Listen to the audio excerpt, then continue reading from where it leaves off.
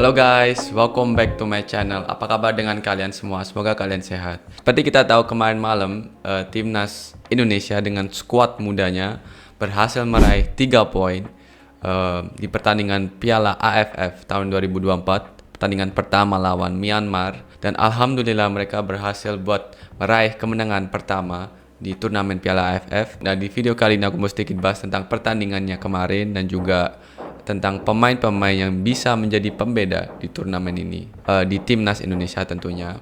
Nah, kemarin malam aku tentunya melihat pertandingannya. Nah, aku melihat lewat streaming seperti ya kita semua. Dan di babak pertama aku mau singkat saja karena di babak pertama memang ya walaupun kita mendominasi pertandingan, kita mendapatkan ball possession yang jauh lebih daripada Myanmar, tapi menurutku kita bermain belum maksimal.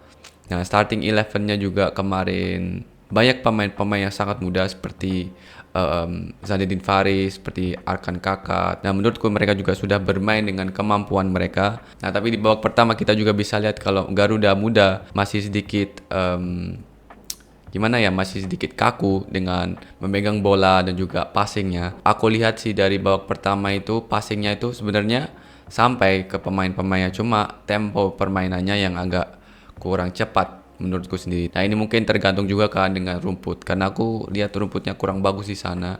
Ketika mereka passing itu, walaupun mereka passing lurus, itu rumputnya kan nggak rata kayaknya, jadi banyak gronjal-gronjal gitu loh. Nah, mungkin itu juga bisa mempengaruhi tempo permainan tentunya. Nah, tapi mungkin itu aja sih di babak pertama, tempo permainannya nggak terlalu tinggi. Nah, walaupun itu kita bisa mendapatkan ball possession yang lebih.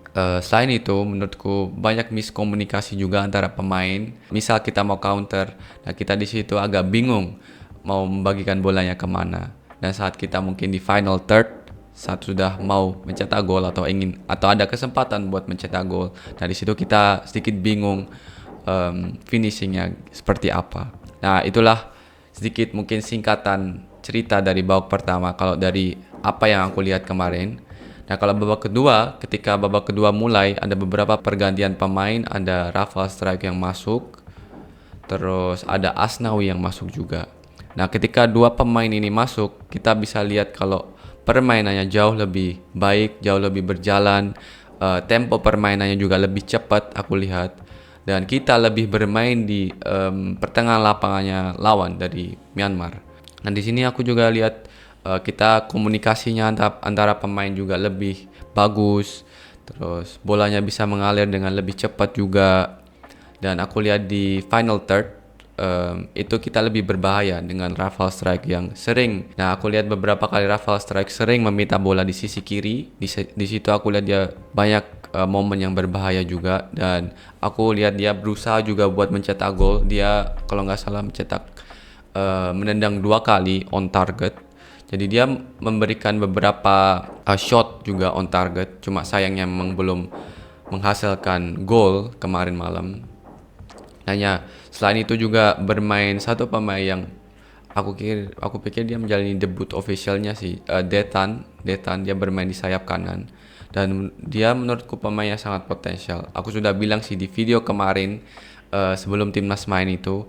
Nah, Detan ini pemain yang sangat bagus menurutku. Dia pemain yang cepat, lincah, agility-nya ya lincah. Terus ya dia bisa menjadi pemain yang sangat bagus potensial di masa depan kalau dia bisa terus progres tentunya. Dan ya kemarin dia bermain di posisi winger kanan di babak kedua. Nah, kadang di pertandingan aku kira juga karena dia gayanya itu sedikit mirip sama Rafael Strike. Jadi kadang aku mikir oh itu Rafael Strike, tapi padahal itu Detan. Nah, habis itu di menit 77 kalau nggak salah ada throw in dari Arhan. Seperti biasa itu adalah spesialitas dari Pratama Arhan. Dan dari situ dari throw in-nya Arhan itu membuatkan gol pertama untuk timnas Indonesia dan gol satu-satunya di pertandingan kemarin untuk timnas Indonesia. Dan ya Asnawi mencetak gol. Aku agak kaget juga sih, Asnawi bermainnya bukan di back kanan tapi di back kiri. Nah, terus Pratama Arhan bermainnya di back kanan. Jadi mereka switch position. Mungkin itu mereka sendiri yang request atau mungkin memang dari perintah dari pelatih Coach Sintayong. Tapi menurutku Asnawi bermain cukup solid kemarin, defense-nya solid.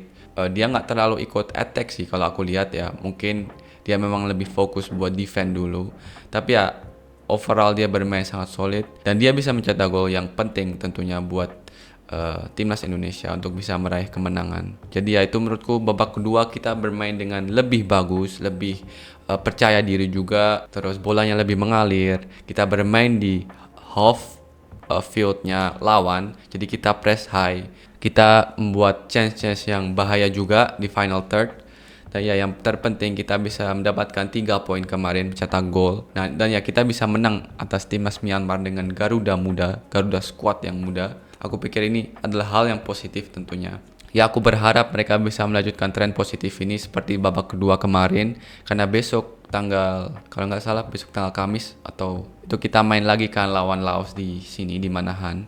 Jadi aku berharap mereka bisa menunjukkan performa yang sama lagi seperti babak kedua atau lebih meningkat lagi supaya kita bisa meraih 3 poin. Kalau kita bisa bermain seperti babak kedua atau lebih baik lagi, aku yakin kita bisa meraih 3 poin lawan Laos.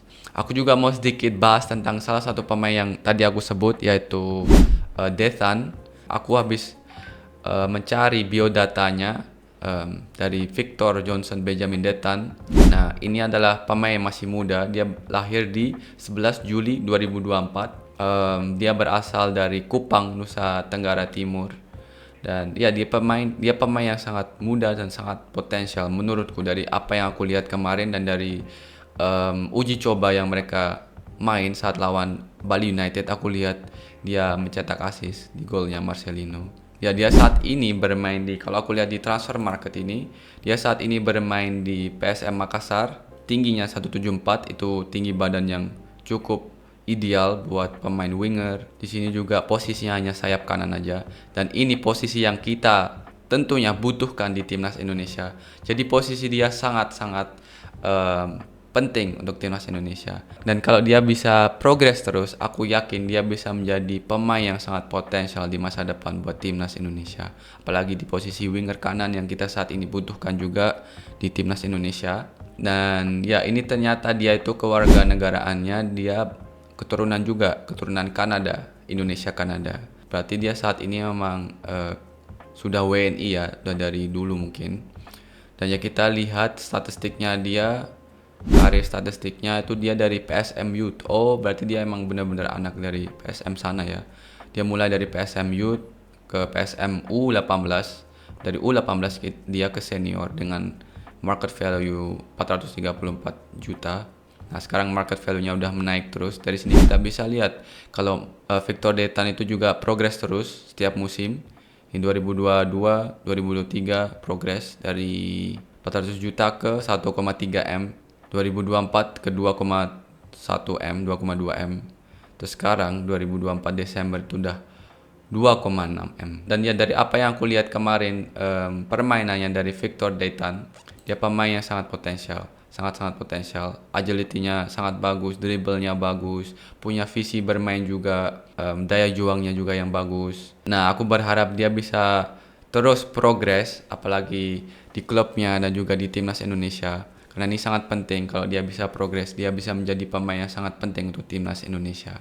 Nah mungkin itu aja guys buat video kali ini. Ini hal-hal poin-poin yang aku ingin sampaikan ke kalian tentang pertandingan kemarin dan juga tentang pemain-pemain yang bisa menjadi pembeda di turnamen Piala AFF tahun ini untuk tim kita ya, timnas Indonesia. Ya aku berharap besok lawan Laos, aku berharap bisa nonton juga karena aku ingin melihat langsung gimana permainannya dari timnas Indonesia Garuda Muda Squad. Semoga mereka bisa menampilkan performance yang lebih baik dari kemarin dan bisa meraih 3 poin lawan Laos. Oke, itu aja. Jangan lupa untuk like, comment, share, dan subscribe. Dukung channelku agar aku semangat terus untuk bikin konten-konten Obri dan konten selain Obri. Aku sangat apresiasi support dari kalian. And yeah, I see you in the next video. Peace.